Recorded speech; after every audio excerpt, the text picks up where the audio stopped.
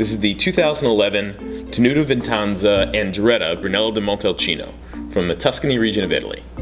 This Brunello is gorgeous today. There's a really nice balance between that dark, rich red fruit character and a really lovely, expressive, earthy flavor that's so characteristic of Brunello. So it's showing really beautiful, youthful, and maturing balance here at a relatively young age. There's also a really silky tannin.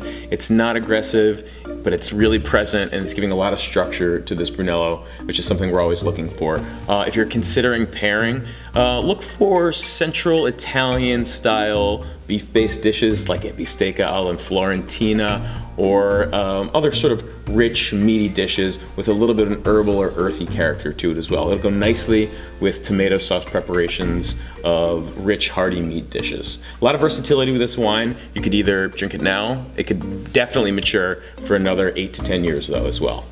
Cheers.